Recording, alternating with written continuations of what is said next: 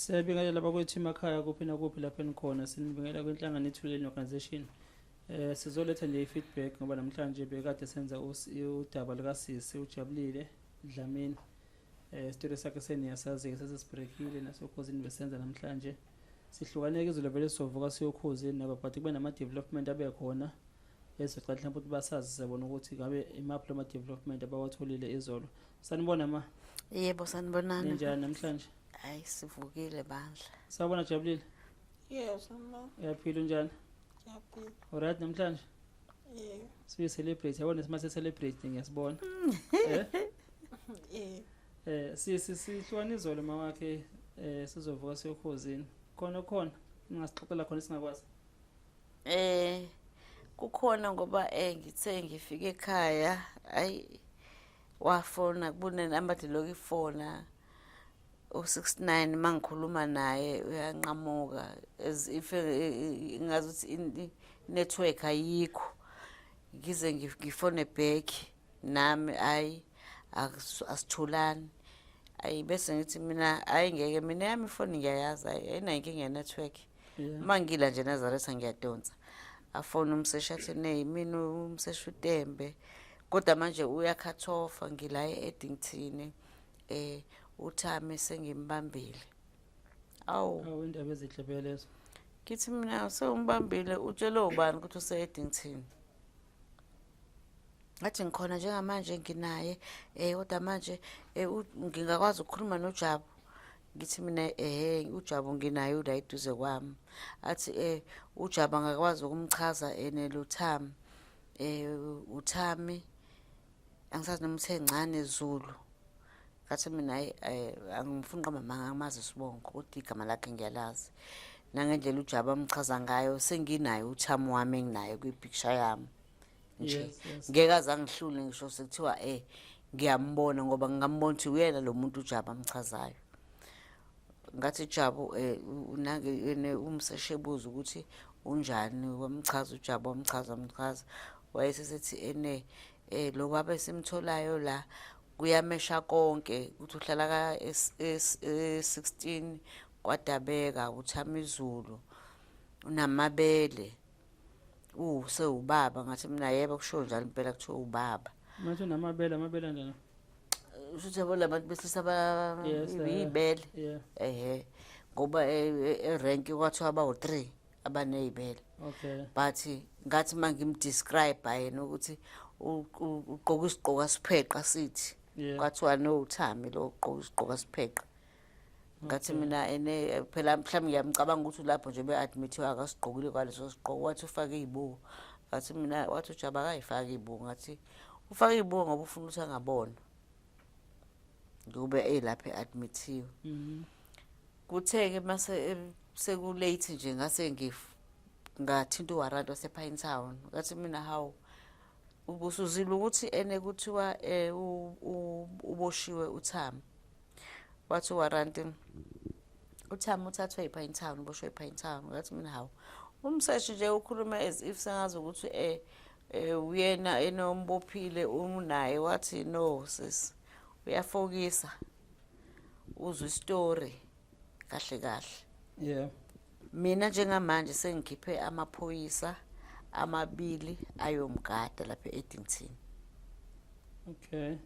usegadiwe njengamanje unesi uThema engifonela emchaza ukuthi ngambona mina ukuthi lo Thami labathu ulapha uyena lo wayisho uJabu ngase ke ngingangeni deep ukuthi ezeboshwa kwenzeke kanjani isikhathi eside kangaka engatholwa lo muntu ngase ingxoxo yethu yaphelela lapho yebo okay futhi sivuka nezindaba zokuthi namhlanje usho useboshiwe yebo kunjalo Jabulile alright sis Yeah, I'm right. nazi indaba zokuthi thiwa ngathi uboshiwe lo muntu okwenzela into sizwa kanjani Ngizizwa ngijabulile ukuthi bamtholile.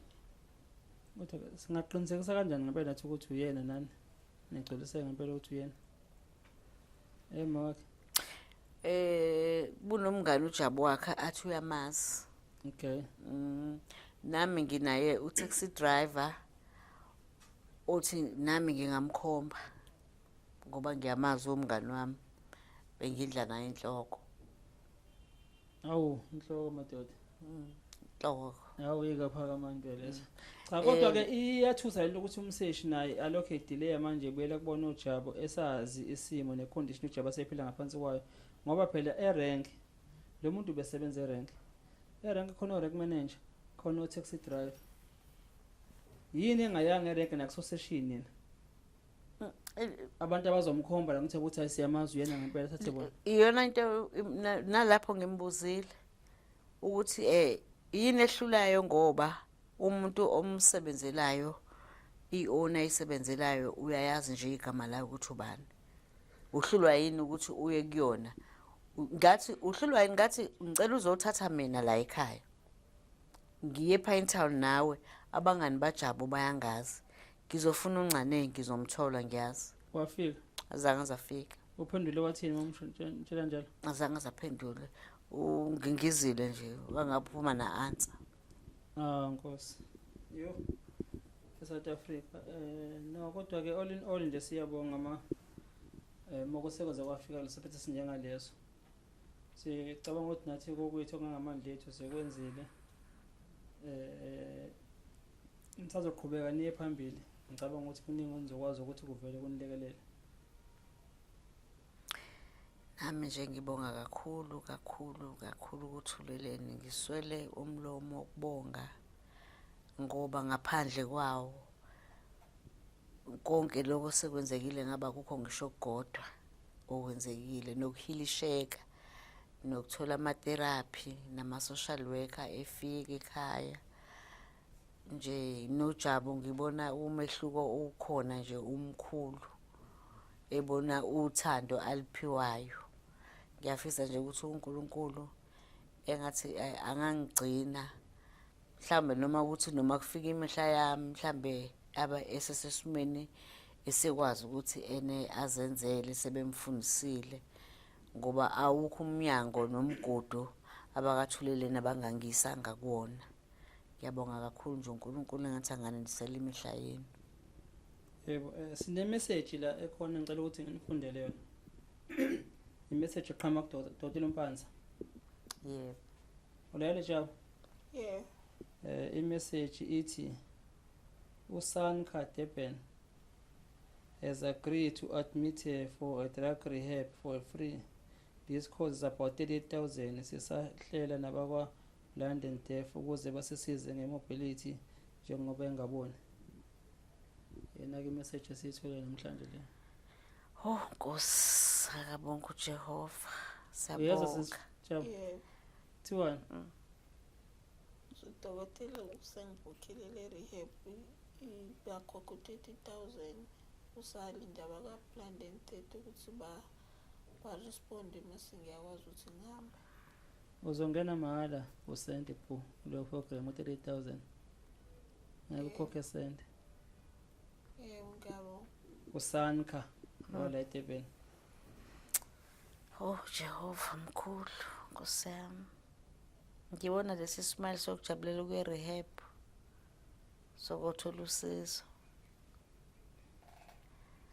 Jabu. Yebo ngiyajabula kakhulu ukuthi ngizama nge-detox. Yebo sisi. Yeah. Mawakhe. Hey, mina nje ngijabule into ongakazi uzuyibone nokuthi nje kuyena yedwa enginaye.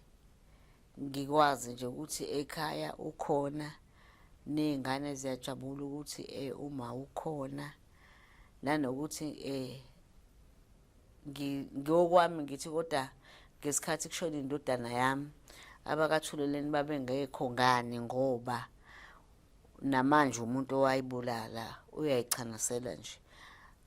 Icala abaseshiba seHamasdale abazange baze bangithinte ngisho kanye kuze kube namhlanje.